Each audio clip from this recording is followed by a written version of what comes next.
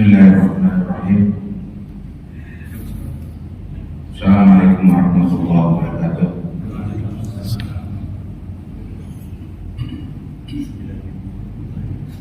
Alhamdulillahirabbil alamin. Wa bihi nasta'inu ala umuri dunya waddin.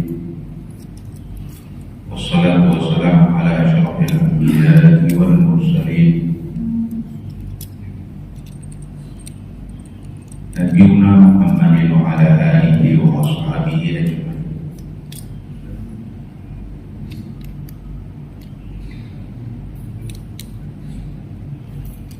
Allahumma 'allimna ma yanfa'una wanfa'na bima 'allamtana wa nas'aluka ilman nafi'a wa rizqan wasi'a wa 'amalan shalihan mutaqabbalan. Amin wa ba'd. Hadirin yang berbahagia,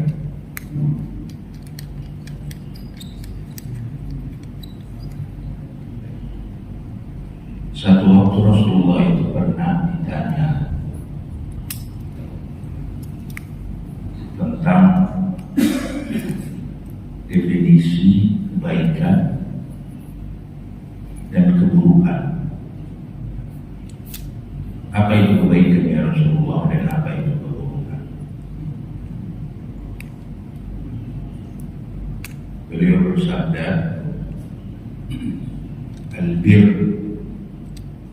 husnul khuluq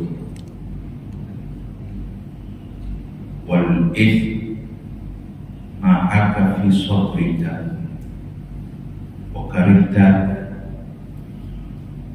an yamtali'a alaihi nas.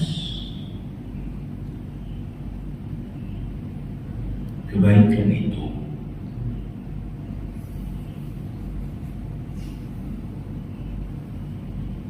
adalah akhlak yang sangat baik.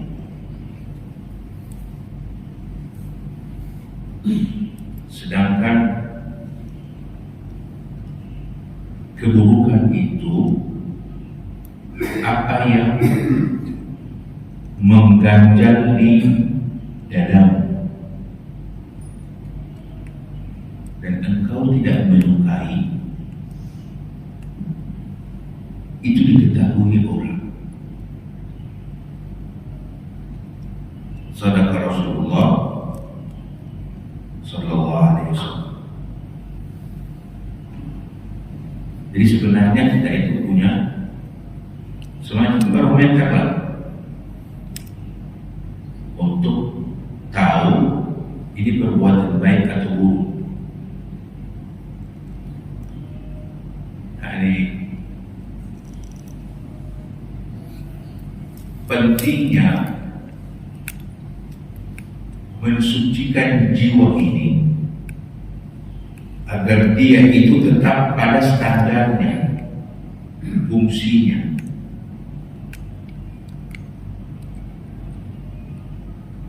Kebaikan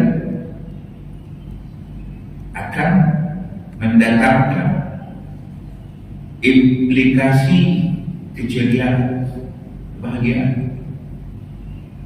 Karena tidak ada orang yang buat baik gelisah, was-was.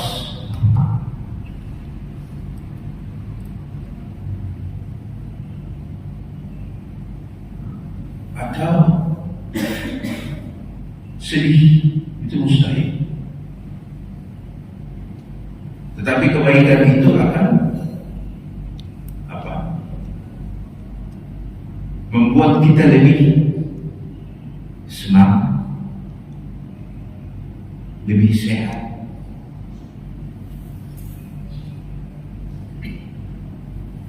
Faman a'rada an dzikri fa inna lahu ma'isyatan dhanka. Allah Subhanahu wa taala telah menetapkan barang siapa yang berpaling dari peringatan,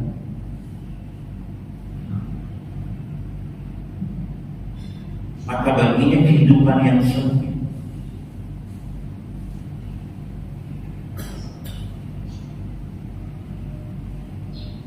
Apapun yang dia dapatkan dalam kehidupan, reputasi yang luar biasa, karir yang meroket, kemudian materi yang no limit, tidak ada batas, tapi berpaling, tidak mau patuh, mengabaikan instruksi Allah dan Rasul. Fix, jangan pernah mengira akan bahagia, karena Al-Haq Subhanahu telah tetapkan wa inna lahu ma'isyatan dhanka. Bagi dia itu kehidupan yang sempit. Apa itu kehidupan yang sempit? Kehidupan ini kalau dia tidak luas pasti sempit. Kehidupan yang luas adalah kehidupan yang mendatangkan kepuasan. Jadi kita hidup ini sebenarnya targetnya apa ya? Bahagia. Saya mau ingin hidup bahagia. Orang yang hidup bahagia itu orang yang tidak ada tekanan, orang yang man amina fi sirbihi, di dalam hadis, barang siapa yang merasa aman di aktivitas awalnya, bangun subuh, alhamdulillah, tidak ada tekanan, tidak ada depresi, tidak ada takut, tidak ada sedih, aman. Mu'afan fi jasadihi, sehat jasmani. Jalan ke sini alhamdulillah, kita bisa jalan, kita hadiri sholat berjamaah, kita bisa duduk, kita bisa mendengar dengan baik, kita bisa berkomunikasi. Dua, walau utuh fi yaumihi, dia punya bekal untuk hari itu yang bisa dia konsumsi, bukan triliunan atau miliaran, untuk hari itu. Tiga, man amina fi sirbihi mu'afan fi jasadihi wa lahu qutun fi yaumihi, seseorang yang di hari itu aman, merasa aman, sehat jasmaninya, dan dia punya bekal untuk bisa membantu dia hidup, dia bisa konsumsi di hari itu. Maka anakmu ini setelah dunia, maka seakan-akan dia itu telah diberi dunia. Ini qaul, sabda Nabi. Dia mau mengajarkan ke kita kebahagiaan itu hanya untuk dunia.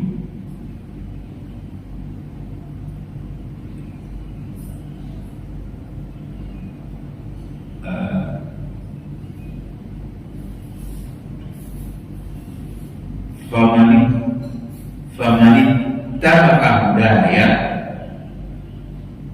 fala khaufun 'alaihim wa lahum yahzanun.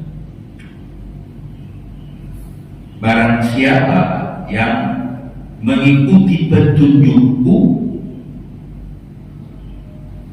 tidak ada rasa takut bagi mereka, dan pula mereka tidak bersedih. Inilah jemaah konsep kebahagiaan. Kita berupaya untuk menjalin hubungan dengan Allah Subhanahu wa Ta'ala, yakni kita mati-matian menyembah Allah, memprioritaskan hubungan ini makin erat hanya dengan Allah. Jadi tidak main-main. Karena jika itu sudah terjadi, maka kebahagiaan itu akan kita dapatkan. Jadi tujuan kita hidup ingin bahagia, dan kebahagiaan itu patuh terhadap instruksi pencipta sesuai katalog hidup, buku panduan hidup.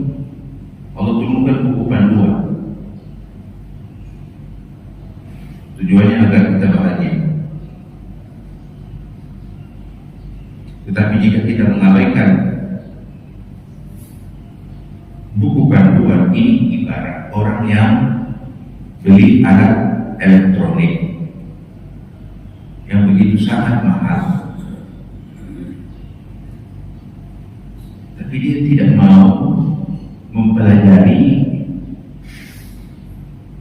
cara penggunaan alat itu sesuai buku panduannya. Batal.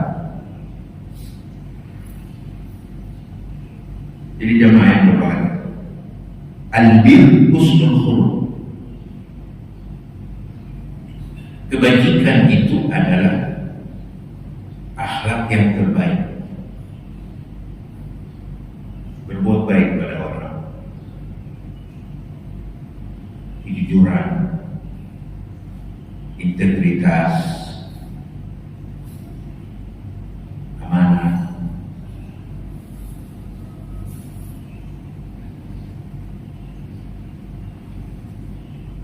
La iman, la amanah lah.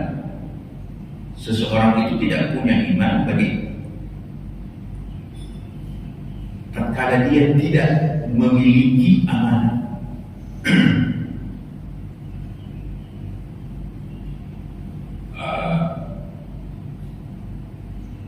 Hadis lain,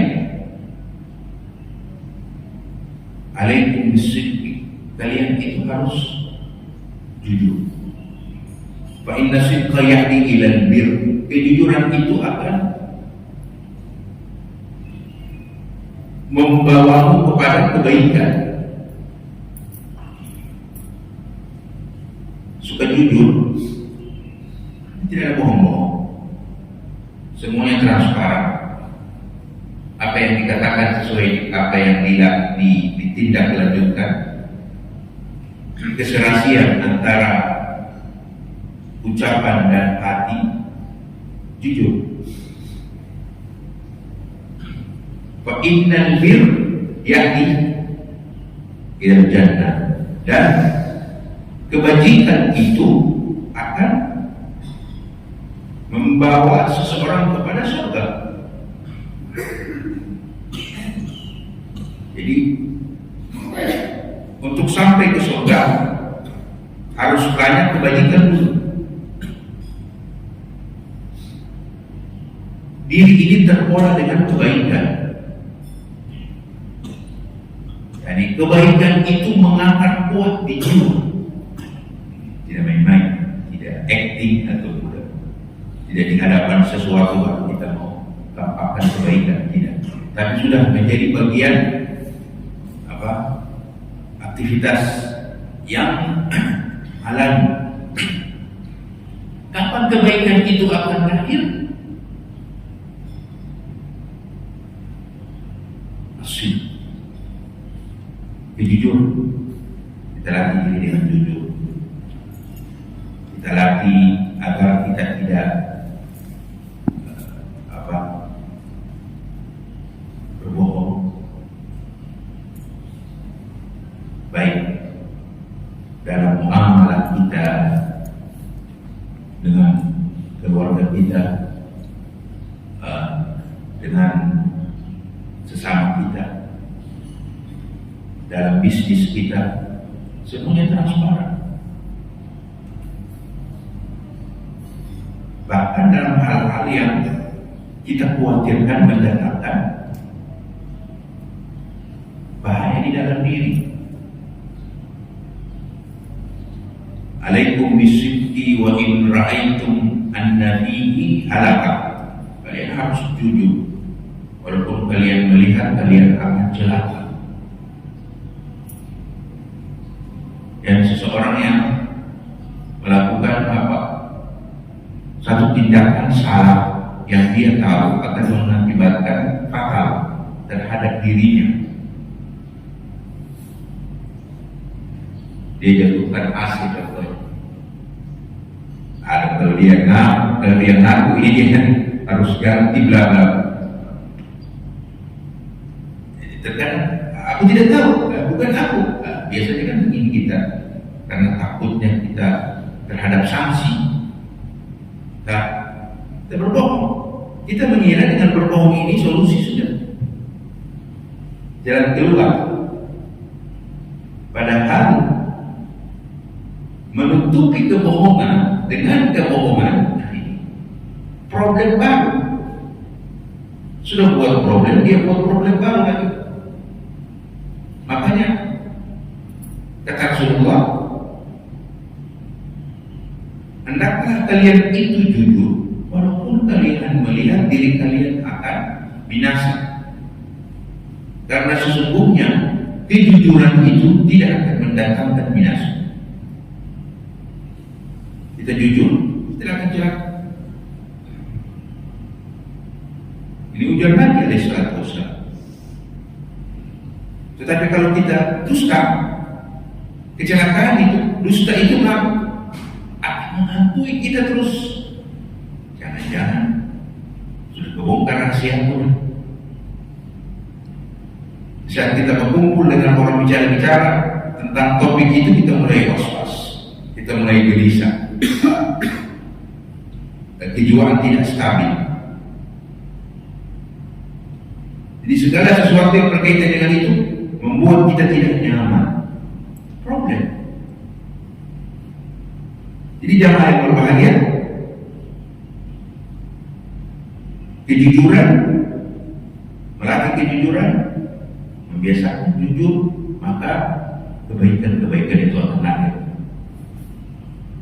Fa inna sidqa yahdi ilal bir.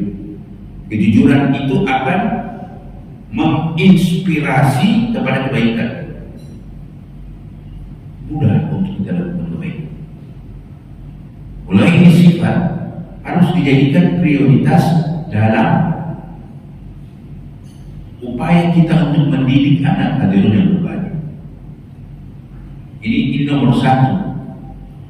Akhlak nomor satu ini kepada anak jujur. Dan harus kita apresiasi mereka kalau mereka sudah mau berupaya untuk jujur. Karena orang yang jujur aman. Wadhkur fil kitab Ibrahim innahu kana siddiqan nabiyya.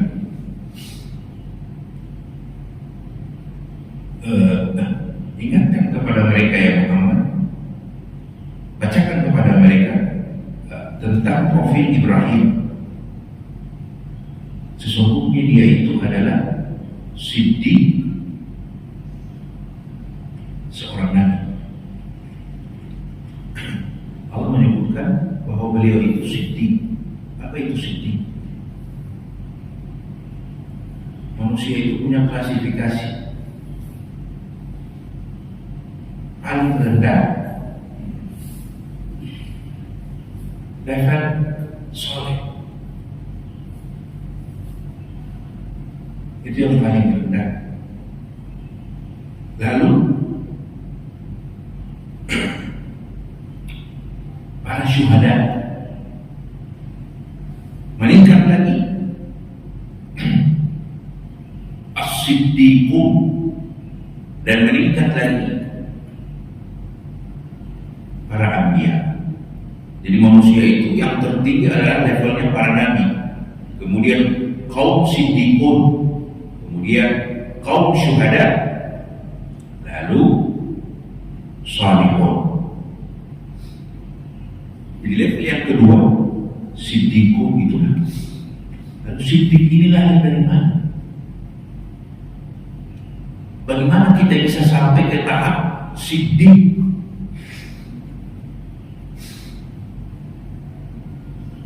Alaikum bisidqi, hendaklah kalian itu jujur. Fa inna sidqa yahdi ilal bir, karena kejujuran itu akan mendiri kepada kebaikan. Wa innal birra yahdi ilal jannah, dan kebaikan itu akan membawa kepada surga. Wala yazalu abdi yataharra sidqa, dan tidaklah seorang hamba itu konsisten dengan kejujuran hatta yutab indallahi siddiqa, sehingga dia itu di sisi Allah ditetapkan sebagai orang yang siddiq. Jadi sebenarnya siddiq itu lahir dari transparansi, jiwa yang tidak ada tertutup, tidak ada yang abu-abu, abal-abal, tidak. Ucapannya jujur, tindakannya jujur, perilakunya jujur, sesuai dengan kebenaran. Jadi al-bir husnul khuluq, kebaikan itu adalah sebaik-baik akhlak.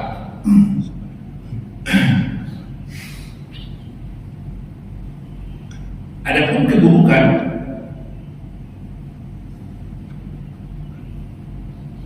mahaka fisal, apa yang membuat dirimu itu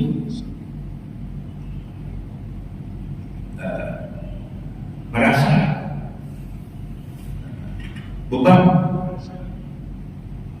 Di dalam dada itu ada ganjalan.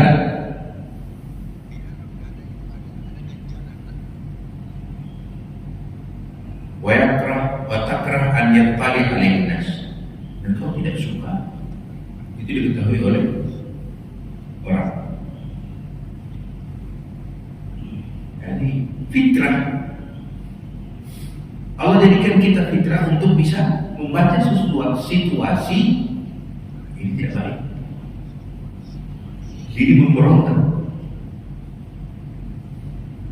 Kalau ada keburukan yang akan kita lakukan, pasti ada orang yang bertanya, dia Maya, Masya Allah, dia mau buat kriminal, dirinya gemetar.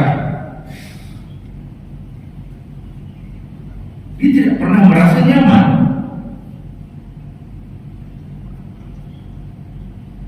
Tapi ada orang, la haula wala quwwata illa billah, sudah hilang semua ini. Barometer ini, barometer untuk mengenal perilaku kriminal sudah hilang, sehingga dia merasa enjoy dengan kriminal. Dia nikmati itu kriminal. Seorang pembunuh menikmati untuk membunuh.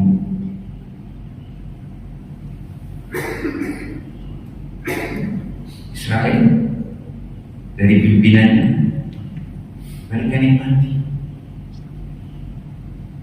Coba kita suruh bunuh sesuatu, tidak usah manusia, hewan saja kita kita kan? Kita tidak ada keberanian.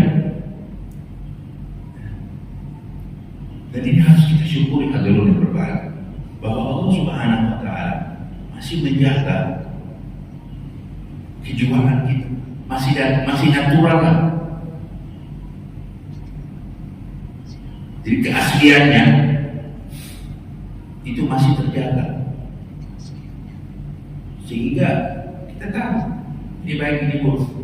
Jadi kita kalau ingin mau mencuri, waliyahzubillah, ke rumah seseorang, target untuk kita curi, saat kita ke rumah, reaksi kita itu berbeda jemaah.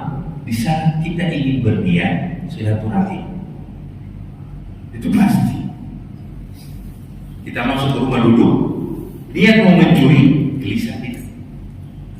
Belum eksekusi, baru lihat, kita akan gelisah. Tidak ada pelaku kriminal itu dia ingin tampakkan perbuatan buruknya itu. Seorang pencuri, tidak ada assalamualaikum, curi ini kan tidak peduli, tidak mungkin. Tetapi dia mengatur waktu, dia mau lihat kesempatan, kemudian dia baca situasi, targetnya sudah jelas, eksekusi di kegelapan agar tidak diketahui. Itu pun pelan-pelan upayakan jangan tinggalkan identitas. Wa yakrah an yantali'a alaihi nas, dan dia tidak menyukai orang mengetahui. Itulah keburukan. Baik, di hadis lain jemaah yang berbahagia, ada seseorang datang kepada Nabi SAW,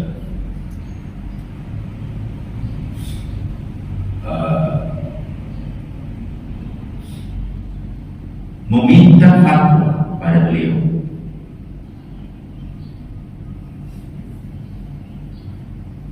Lalu kata Nabi, istafti qalbak, carilah fatwa itu dari hatimu.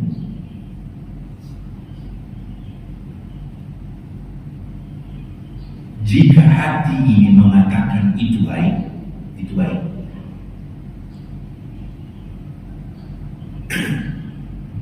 Dan jika hati itu mengatakan itu buruk, itu buruk. Sepertinya Allah penekanan Rasulullah SAW di hadis pertama sebagai penguatannya di hadis kedua ini, bahwa hati itu dia bukan saja tempat bersemayamnya Allah, mengenalnya Allah, tetapi dia juga digunakan sebagai alat untuk mendeteksi mana yang baik, mana yang buruk.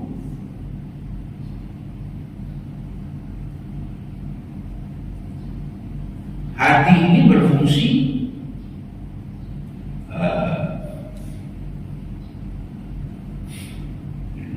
untuk memahami apa yang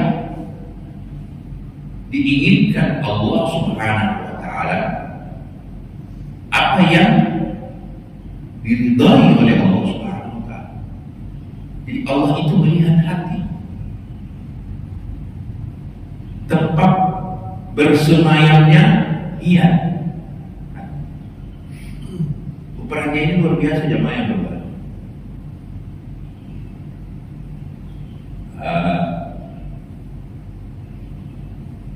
Inna Allah la yanzuru ila ajsamikum wa la ila suwarikum.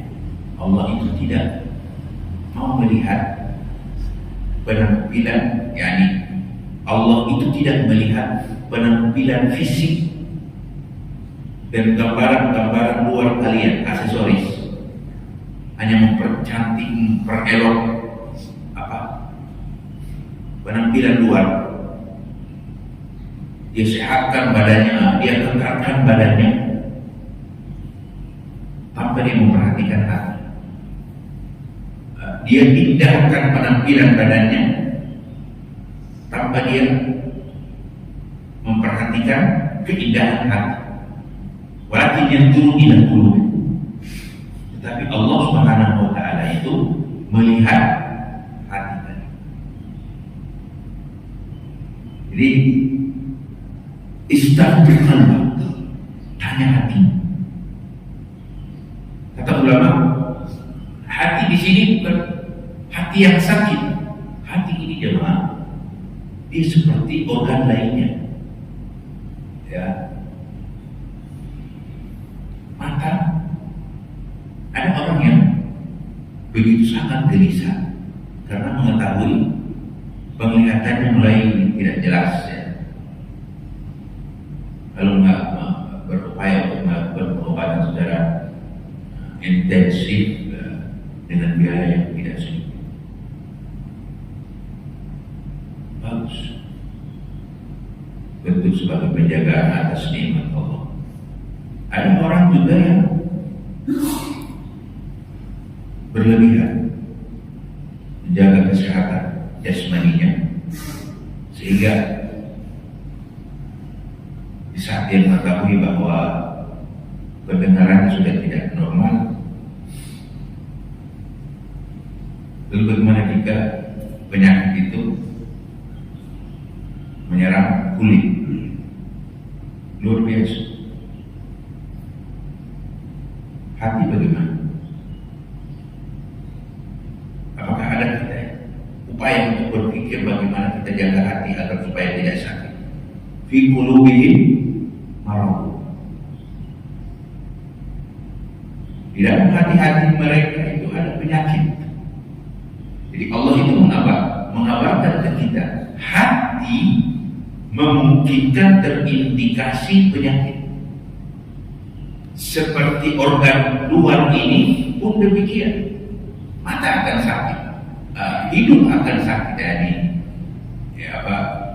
indera untuk mengendus, kemudian mulut akan sakit, kita tidak akan bisa bicara, telinga akan sakit, pikiran akan sakit, tindakan akan sakit. Tidak ada perbedaan antara hati dan organ lainnya, organ fisik. Kedua-duanya memungkinkan sehat dan sakit.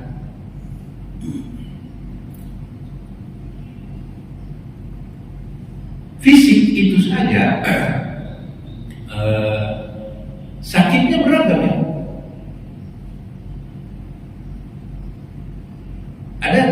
Ada level sakit, ya, influenza, batuk-batuk sedikit.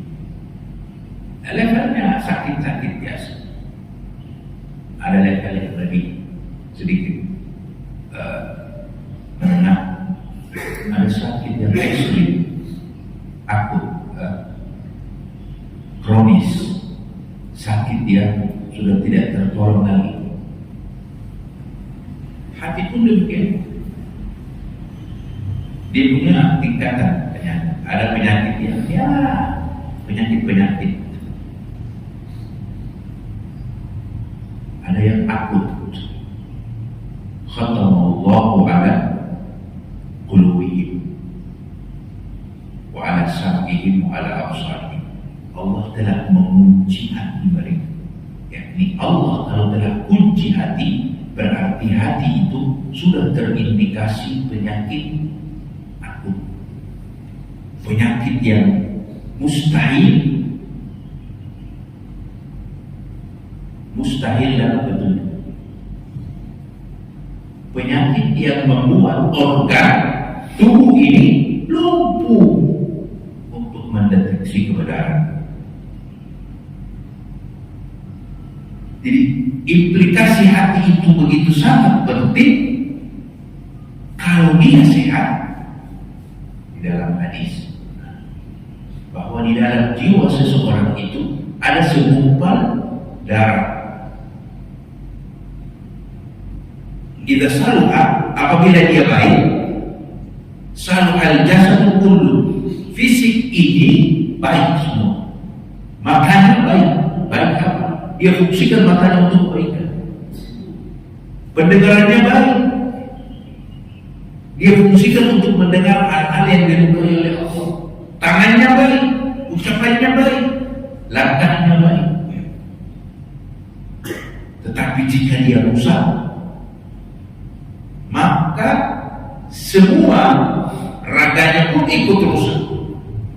Ala wahyal qalb. Ketahuilah dia adalah hati. Istafti ya Rasulullah, aftini ya Rasulullah, yani berilah aku fatwa ya Rasulullah. Kalau istafti qalbi,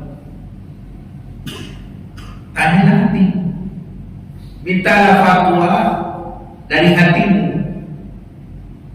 Jika hatimu mengatakan itu baik, maka dia baik.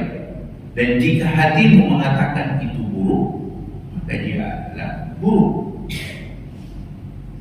Jadi hati jamaah yang berbahagia harus kita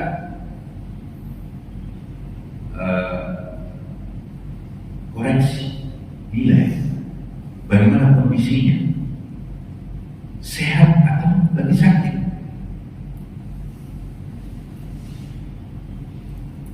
Apakah hati ini masih bisa melihat mana yang baik, mana yang buruk? Atau mungkin hati kita ini sudah tidak peduli lagi mana yang baik, mana yang buruk? Apakah hati kita itu masih mampu mendeteksi keburukan-keburukan, mengabarkan ke kita ini baik dan itu buruk? Harus kita lihat. Allah jemaah yang berbahagia, hal yang sangat menakutkan tentang hati ini. Allah mengatakan, wa idza dzukira Allah wajilat qulubuhum, apabila nama Allah itu disebut, maka hati-hati mereka bergetar.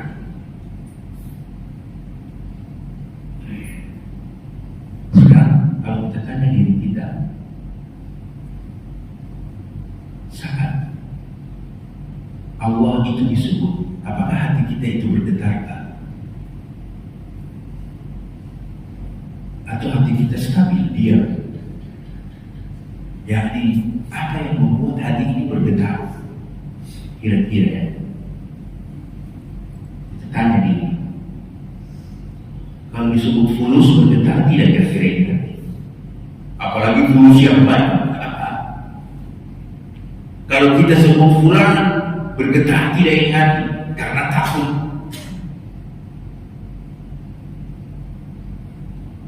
Kita tidak tahu kondisi hati kita ini sehat atau sakit. Karena memang kita tidak peduli. Ya Allah. Padahal inilah barometer yang mana Allah akan jadikan sebagai syarat perjumpaannya dengan si hamba. Yaum la yanfa'u malu wala banun. Hari yang mana di situ harta dan anak tidak bermanfaat. Illa, kecuali man atallaha, seseorang yang mendatangi Allah biqalbin salim, dengan hati yang sehat, hati yang bugar, hati yang memang masih berfungsi untuk bisa mendeteksi kebenaran serta kebatilan. Jadi inilah jemaah yang berbahagia. Cara untuk kita mengetahui dan mendeteksi sesuatu yang baik dan sesuatu yang buruk. Kita harus punya barometer. Seperti seorang tua itu punya alat untuk mendeteksi suhu panas, termostat, termometer. Begitu juga dalam kendaraan juga itu punya alat untuk bisa mendeteksi suhu panas dingin. Maka dalam muamalah kita dengan kebaikan dan keburukan, Allah Subhanahu wa Ta'ala telah memberikan kita standar alat yang terbaik untuk mengetahui itu, yaitu hati. Kita jaga kebaikan hati kita, kesehatan hati kita, karena dia sangat fatal. kendaraan mobil saja, jika alat pendeteksi panas dingin ini error, habis kendaraan. Jika orang tua sudah tidak lagi punya alat untuk mendeteksi atau error suhu, kondisi panas dinginnya anak, sangat berbahaya. Wallahu a'lam. Aqulu qouli hadza wa astaghfirullah li wa lakum. Kita ada tanya apa? Siap? Ada? Oh, silakan.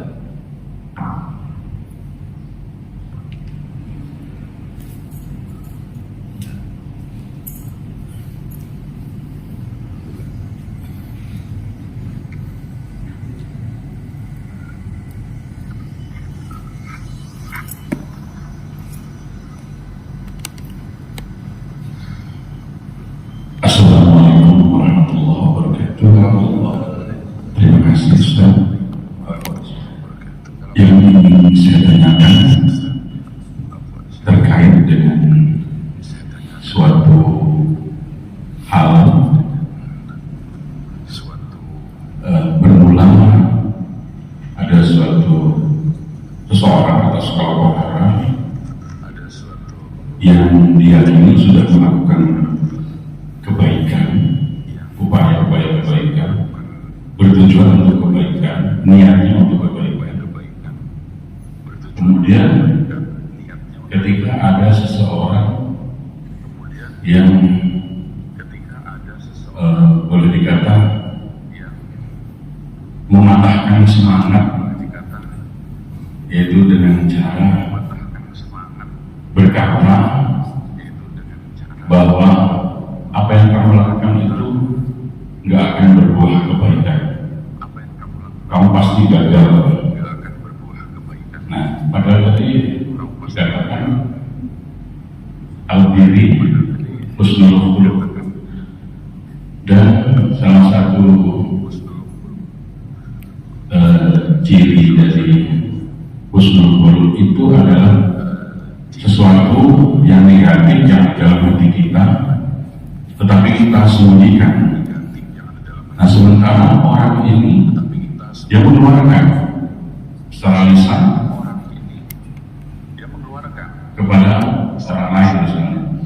Apakah ini bisa dikatakan suatu kebaikan atau keburukan? Terima kasih. Assalamualaikum warahmatullahi wabarakatuh. Waalaikumsalam warahmatullahi wabarakatuh. Wallahu a'lam ya Syekh. Itu bisa saja niat baik ya, cara kita memandang. Kita contohnya Syekh ingin melakukan kebaikan, kita lakukan segala hal dan kita melihat bahwa apa yang akan kita lakukan itu baik. Tetapi orang lain melihat itu bukan sebuah kebaikan, dan apa yang kau lakukan itu sia-sia, tidak melahirkan kebaikan. Nah, kalau kita memandang bahwa orang ini niatnya baik, cuma sayangnya penyampaiannya yang terlalu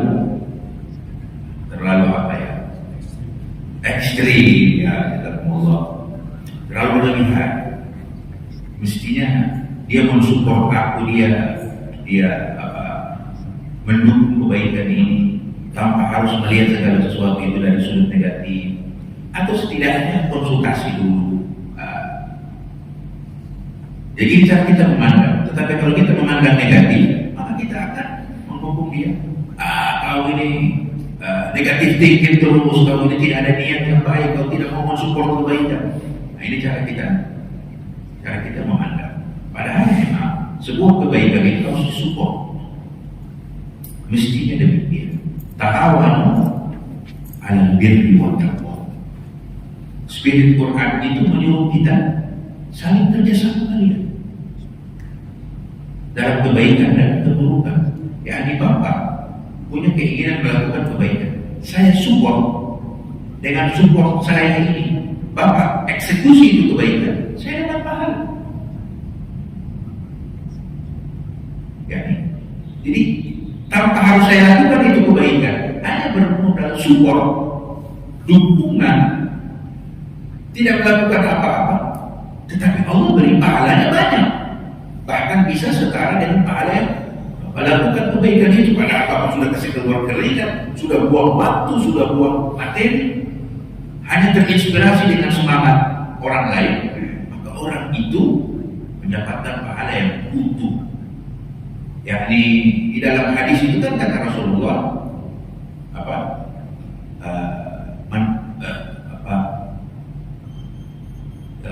lupa saya. Man jahaza ghaziyan faqad gaza. Barang siapa yang memfasilitasi pejuang, dia telah berjuang.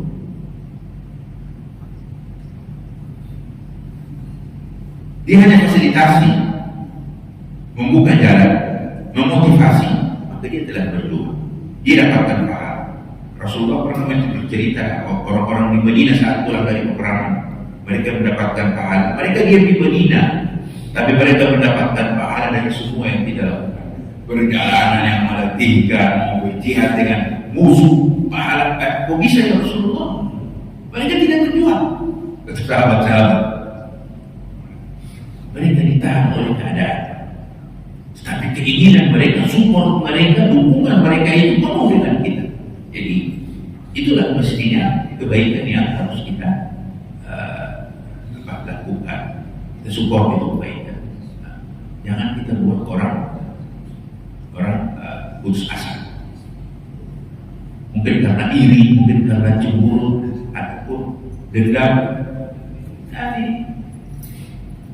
Dan di satu sisi juga untuk menjaga kestabilan akhlak kita, biarlah kita berprasangka baik. Daripada kita terjebak dengan prasangka buruk, lebih baik kita berprasangka baik kepadanya. Itu lebih mendatangkan ketenteraman dan kedamaian jiwa. Jadi kira-kira begitu sih. Allah Akbar.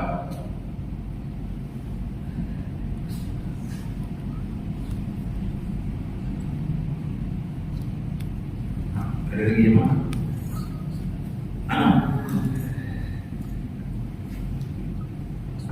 Assalamualaikum warahmatullahi wabarakatuh. Jadi ada satu doa yang sering kita panjatkan, mungkin anak juga sering menjaga doa ini. Rabbana atina fid dunya hasanah wa fil akhirati hasanah wa qina adzabannar. Ya Allah, berikanlah kebaikan dunia dan kebaikan di akhirat, dan jauhkanlah ini dari api neraka. Ini hubungannya dengan seseorang misalnya yang sudah berbuat baik, tapi dia menyampaikan kebaikannya itu, jadi dia mempublikasi kebaikan bukan. Jadi misalnya seorang katakan seorang yang jahat, dia berhijrah, sudah berhijrah, terus dia menyampaikan, sebenarnya saya orang jahat, punya saya seperti ini, dan seterusnya. Apakah ini ada hubungannya dengan kebaikan yang dia di dunia dan juga kebaikan yang di akhirat terkait dengan penyampaian yang sudah pernah dilakukan? Saya yang Assalamualaikum warahmatullahi wabarakatuh. Waalaikumsalam warahmatullahi wabarakatuh.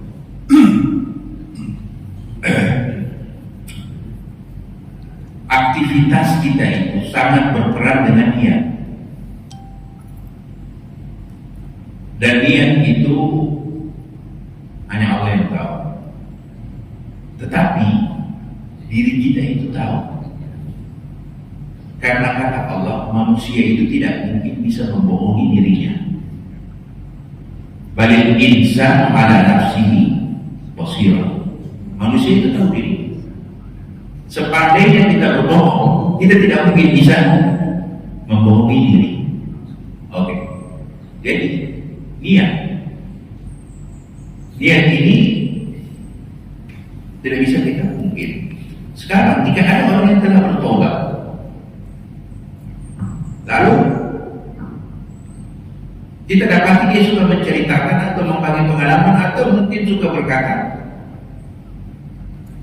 aku ini dulu mantan ini, mantan preman, mantan ahli kriminal, bla bla bla.